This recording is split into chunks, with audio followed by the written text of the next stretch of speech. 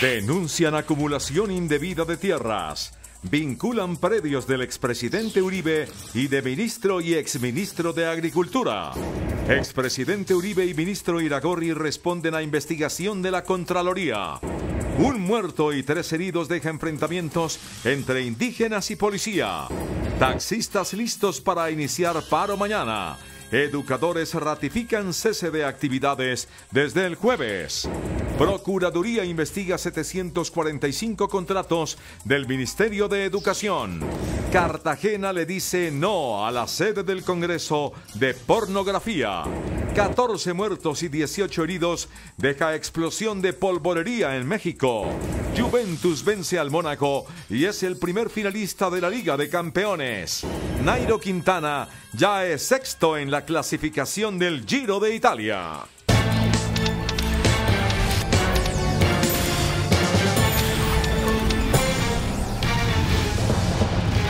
Muy buenas noches, esto es CMI 7 PM. En un hecho sin precedentes, la Contraloría General de la República le pidió a la Agencia Nacional de Tierras que anule la venta de 322 predios baldíos por considerar que se trata de una acumulación indebida de tierras. La extensión de estos predios supera las 123.000 hectáreas y en la lista aparece la finca del expresidente Álvaro Uribe y de otros predios de familiares del exministro Rubén Darío Lizarralde y del actual titular de la cartera de Agricultura, Aurelio Iragorri. La Contraloría analizó 33 casos referentes a 322 predios que suman 123.000 hectáreas, en los cuales habría una acumulación irregular de terrenos. Se miraron casos puntuales como el ubérrimo, que es de propiedad del senador Álvaro Uribe y está ubicado en Córdoba, la propiedad de los familiares del ministro de Agricultura, Aurelio Iragorri, y del exministro de esa misma cartera, Rubén Lizarralde, ubicadas en Bichada, e incluso un predio de Luis Carlos Sarmiento Angulo en Meta. El organismo de control envió los resultados a la Fiscalía y a la Procuraduría para que determinen si existe responsabilidad penal o disciplinaria por parte de los funcionarios. Asimismo, la Contraloría estableció que, dado que las transacciones se derivaron de negocios entre particulares, no es posible imputar a ninguno de estos daño fiscal tal como lo prohíbe la ley. El informe cita que una vez el Estado adjudica los baldíos, estos salen del patrimonio de la nación y pasan a formar parte del dominio privado del adjudicatario. A partir de esto, los actos negociables son de carácter privado y escapan del ámbito de acción de la Contraloría. Además dice que aunque no existió un detrimento patrimonial respecto de particulares, sí es reprochable la violación de los topes establecidos, como son las 450 hectáreas de la Ley 135 de 1961 o de la Unidad Agrícola Familiar. La Contraloría adelanta el análisis de otros 10 casos que concentran 183 predios, los cuales equivalen a más de 199.000 hectáreas. El expresidente Álvaro Uribe rechazó las acusaciones que le hizo la Contraloría General sobre un presunto procedimiento irregular de acumulación de baldíos en su finca El Ubérrimo. Según Uribe, se trata de acusaciones temerarias. El expresidente Álvaro Uribe, leyendo una declaración ante el Senado, respondió al Contralor General Edgardo Maya, quien lo acusó de haber acumulado 103 hectáreas de forma ilegal en su finca El Ubérrimo de Córdoba. Uribe dijo que adquirió predios que fueron adjudicados a campesinos antes de 1994, los cuales sí pueden ser acumulados. Con los anteriores argumentos, acudiré a todas las instancias judiciales y administrativas.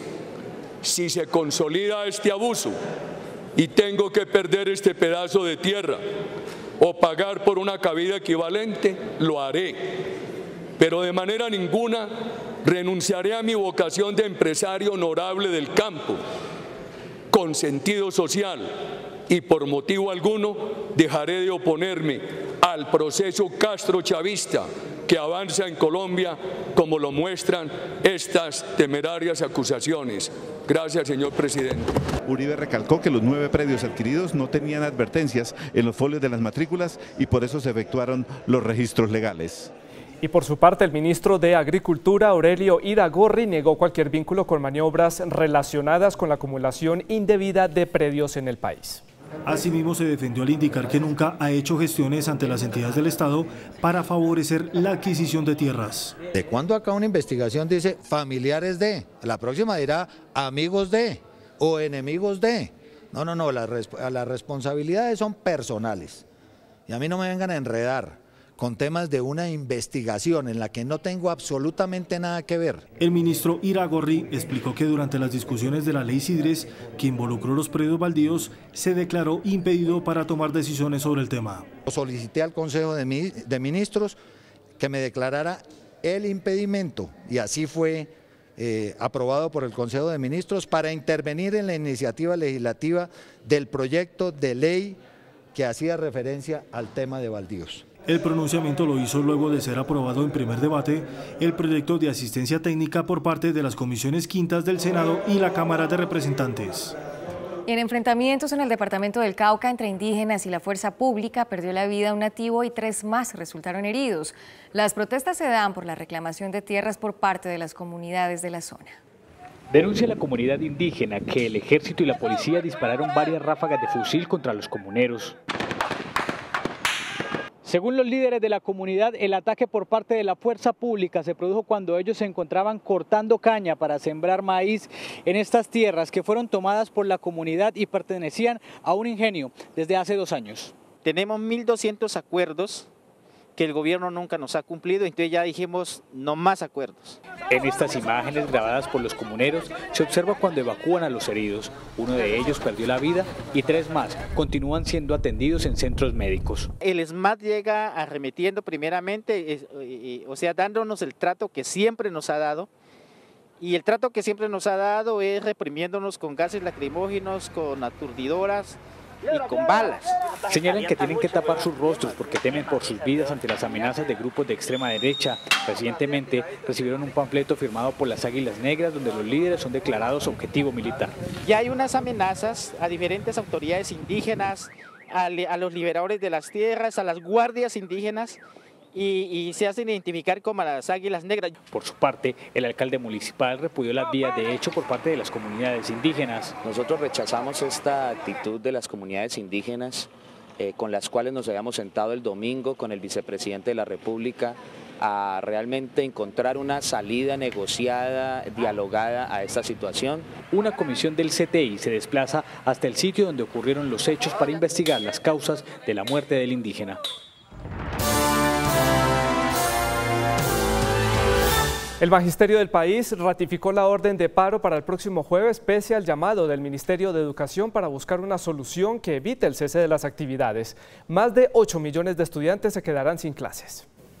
Un llamado a la prudencia hizo hoy el viceministro de Educación Pablo Jaramillo a FECODE ante el paro nacional indefinido programado para el próximo jueves. Desde el 9 de marzo venimos teniendo un diálogo fluido con FECODE, a pesar de que en este momento la mesa nacional con los sindicatos está suspendida por la tutela que pusieron algunas centrales obreras. Los maestros no dan su brazo a torcer, pues no ven avances en el pliego de peticiones radicado el pasado 28 de febrero. No hay plata para educación, entonces uno dice, oiga, luego los 3 pilares no eran paz, equidad y educación. Venimos cumpliendo todos los compromisos económicos que se establecieron con FECODE en 2015.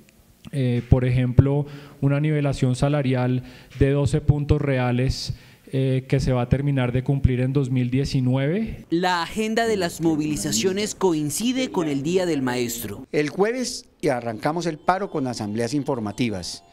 El viernes asambleas con padres de familia y estudiantes. El lunes celebración del Día del Maestro en medio de la lucha y el 16 gran toma de Bogotá. Centrales obreras apoyan el paro. Hay una conflictividad laboral bastante compleja. El gobierno debe saber que tiene una agenda incumplida con el magisterio. 8.3 millones de estudiantes en Colombia estarán sin clase. Por su parte, los taxistas ratificaron la orden de paro para mañana. El cese de actividades arrancará a las 5 de la mañana. Los conductores protestarán contra las plataformas ilegales que ofrecen el servicio de transporte público. En la madrugada de este miércoles iniciará el cese de actividades de los taxistas contra los servicios ilegales. Las peticiones básicas pues es un control mayor a la ilegalidad, carros particulares en la prestación de las plataformas ilegales. Luego de reuniones con el distrito, los taxistas redujeron de 12 a 5 los puntos de concentración. Desde las 5 de la mañana vamos a arrancar de las 170 del Museo de los Niños, vamos a arrancar también de Techo, del El Tunal y 20 de julio. Los conductores marcharán hacia la Plaza de Bolívar, unos a pie y otros en carro. La policía realizará el acompañamiento. En el evento en que se lleguen a obstaculizar vías, se llegue a afectar la movilidad, pues obviamente nos corresponde adelantar acciones sancionatorias. Está absolutamente prohibido el plan Tortuga, prohibido el bloqueo con los vehículos taxis. Los vehículos taxis solo son para prestar el servicio. Además de reforzar los controles a la ilegalidad, el Gremio Amarillo pide mayores sanciones a los usuarios de las plataformas. Deben de sancionar a los usuarios como está haciendo hoy la ciudad de Barranquilla, Santa Marta y Cartagena. 1.200 uniformados garantizarán el normal desarrollo de las marchas programadas para mañana. Por su parte, la nueva ministra de Trabajo, Griselda Janet Restrepo, quien tomó posesión del cargo el día de hoy, se declaró dispuesta a concertar con los promotores del paro de educadores y de taxistas para buscar un acuerdo que evite este tipo de protestas. La ministra señaló que le pidió al equipo del Ministerio de Hacienda sentarse con funcionarios del Ministerio de Trabajo para recibir los informes de cuál es la situación. Este es un gobierno que ha hecho muchas concertaciones y que ha concertado y que ha dialogado y que ha sido capaz de compartir los intereses de unos y otros. Este ha sido un gobierno dedicado a la concertación de puertas abiertas y presto al diálogo. En esa misma actitud llega la ministra de Trabajo. El presidente Santos destacó las capacidades de la nueva ministra al posesionarla. Creo que Griselda Janet está totalmente capacitada, ya internalizada en todo este engranaje de generación de empleo, de política social. Tiene amigos en el sector empresarial, en el sector sindical.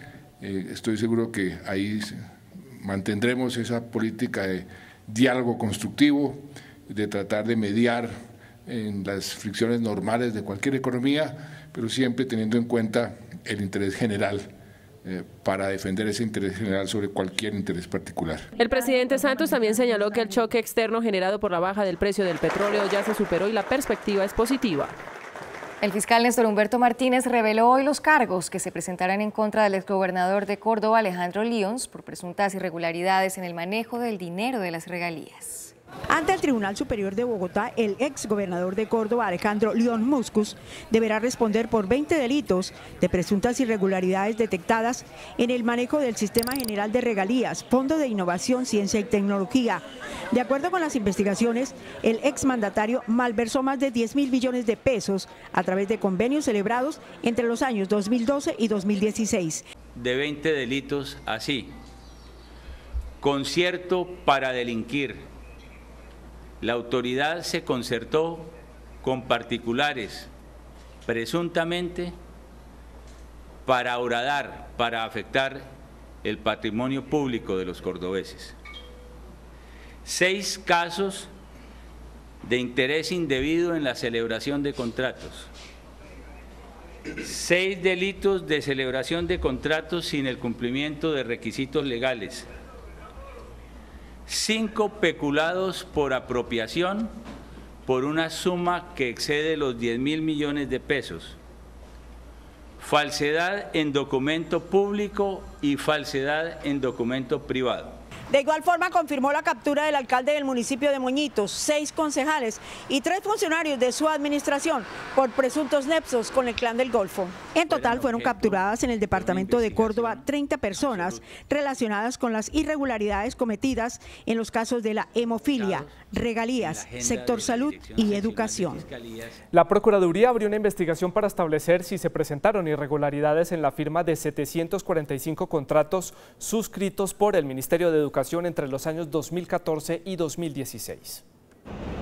Según señala un auto de la Unidad de Moralidad Pública de la Procuraduría, se ordenó revisar los contratos denunciados para establecer si se cometió alguna falta disciplinaria por parte de los funcionarios del Ministerio de Educación. La Procuraduría documentó que incluso se presentaron casos en que personas ganaban salarios de cerca de 7 millones de pesos sin tener una experiencia superior a los 2 años y sin cumplir los requisitos para ocupar los cargos. Los contratistas del Ministerio al parecer no cumplirían con los requisitos de idoneidad y experiencia. En sus consideraciones, la Procuraduría Procuraduría advierte que investigará la posible existencia de una nómina paralela en la entidad. Se ordena la apertura de indagación preliminar contra funcionarios por determinar del Ministerio de Educación Nacional. En el auto de apertura se ordenó que se recauden las pruebas frente a los sustentos de los convenios suscritos por el Ministerio con contratistas y funcionarios de la entidad entre los años 2014 y 2016. Esta investigación inició luego de que la Procuraduría recibiera una solicitud de la Contraloría General de la República para iniciar con la indagación.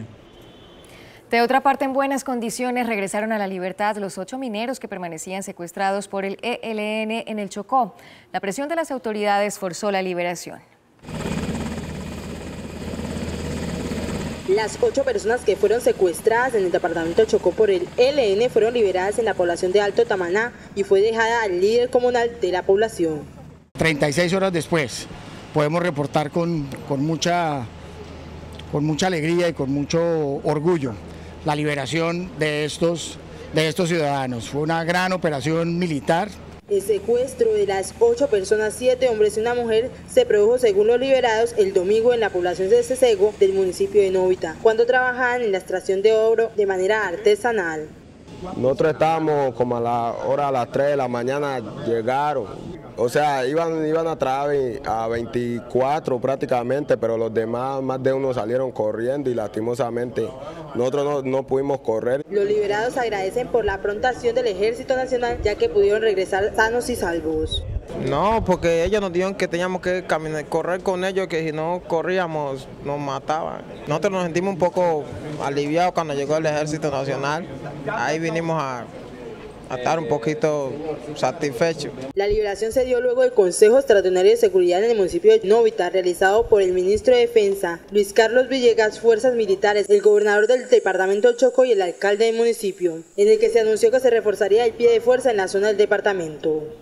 Las autoridades atribuyeron al denominado Clan del Golfo el ataque perpetrado en inmediación del municipio de Tarazá, en Antioquia, contra una patrulla del IMPEC. La patrulla del IMPEC, escoltada por policías en moto, transportaba 2 exparamilitares condenados, quienes habían sido remitidos de la cárcel de Caucasia a la cárcel Pedregal de Medellín. En el sector El 12 fueron atacados con ráfagas de fusil y granadas. Directamente tenemos una persona fallecida de los capturados, se trata de alias Boris, es integrante de las autodefensas que delinquían aquí en el departamento de Antioquia. Este señor se llama Luis Fernando González Moreno. Para las autoridades, este ataque haría parte del plan pistola del Clan del Golfo. La hipótesis más importante, que son miembros del Clan del Golfo que delinquen en esta jurisdicción. En la última semana, los ataques contra la fuerza pública en Antioquia dejan 7 uniformados muertos y 13 heridos. Las autoridades en Cartagena rechazaron la posibilidad de realizar en la ciudad un congreso del sector de la pornografía, evento que estaba programado para julio próximo. El alcalde de Cartagena dijo que no permitirá la realización del evento previsto entre el 10 y el 12 de julio, al considerar que la ciudad debe ser reconocida por otras cosas y luego de que el gobernador arremetiera en contra del encuentro que convoca a los profesionales de la industria pornográfica. Hemos dado instrucciones al mismo secretario del Interior para que se comunique de inmediato con el Centro de Convenciones y diga que no estamos dispuestos a tolerar ese tipo de congresos en la ciudad de Cartagena. Tenemos que rechazar de manera categórica la realización de este evento. Cartagena no puede reafirmar ese desafortunado estigma que tiene de ser un destino turístico sexual. La arquidiócesis de Cartagena, por su parte, también mostró su desacuerdo con el evento y dijo que están buscando dinero. Eso es degradar a la persona humana. Utilizar el cuerpo humano para venderlo y para venderlo de esa manera tan inicua, a nadie dignifica. Eso es negocio. Entre tanto, el personero señaló que las autoridades locales no pueden vulnerar el libre desarrollo de empresa a las personas que se dedican a esta actividad.